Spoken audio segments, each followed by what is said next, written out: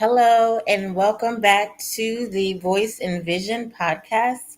I'm your host, Dr. Christina Asare, minister, technology, and cybersecurity leader, and the founder of Voice and Vision Media, Inc.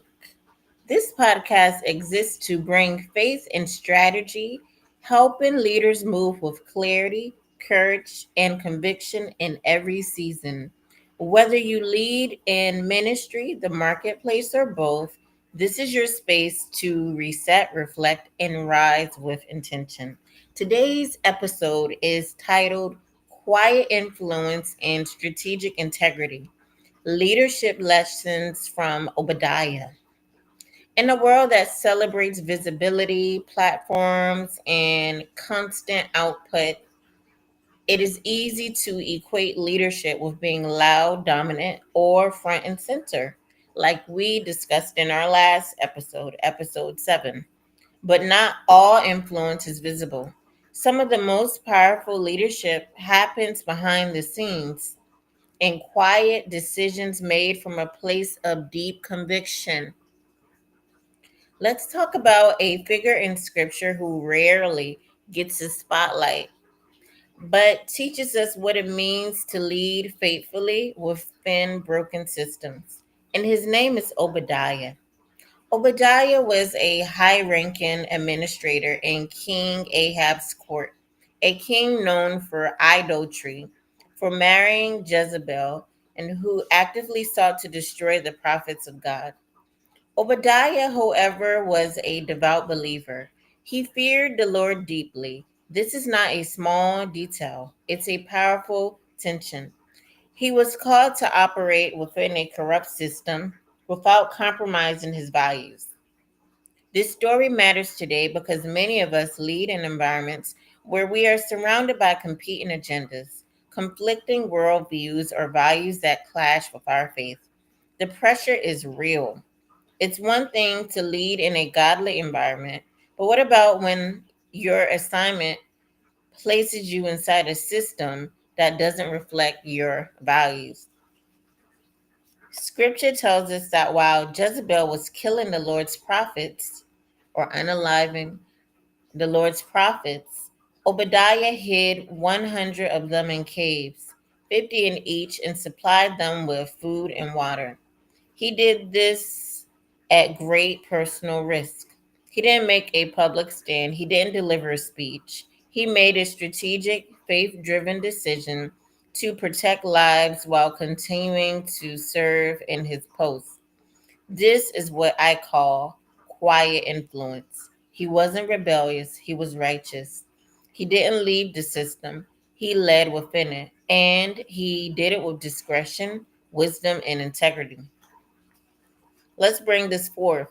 In corporate leadership and government roles, even in nonprofit and ministry spaces, you may not always have the luxury of working in perfect alignment with your personal convictions. But like Obadiah, you can still operate with strategic integrity. Leadership isn't always about confrontation, sometimes it's about discernment, about knowing when to speak and when to act quietly, when to push and when to preserve. Strategic integrity means remaining rooted in your values while navigating systems that don't reflect them. Obadiah teaches us this: you don't need a platform to be powerful. Faithfulness behind the scene is still faithfulness, and quiet courage still shakes kingdoms. Let me offer a few takeaways for us to take into consideration. Number one, you can maintain moral clarity while serving in difficult environments. Faith doesn't have to be sacrificed at the door of influence. Two, leadership doesn't always require visibility, just integrity. Obadiah made one of the most courageous moves in scripture and didn't even make headlines.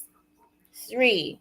Influence is most powerful when aligned with values. What made Obadiah's actions effective wasn't just strategy, it was alignment with what was right. Just a thought for today's leaders. Not every leader is called to confront like Elijah. Some, like Obadiah, are called to serve faithfully from within. Both callings are still valid, both require courage, and both leave a lasting legacy.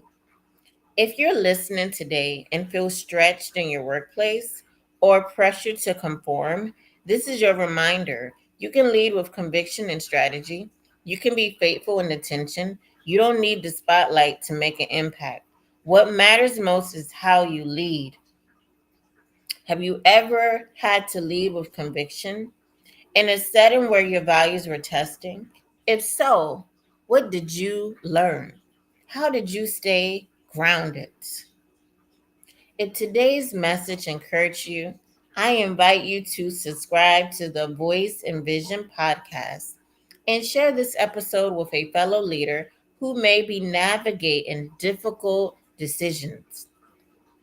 Also, don't forget to check out my newsletter, Voice and Vision newsletter on LinkedIn for more faith-centered leadership insight. And again, thank you for joining me. I'm Dr. Christina Asare, reminding you to lead with purpose, speak with vision, and walk in wisdom. Until next time, stay anchored in truth.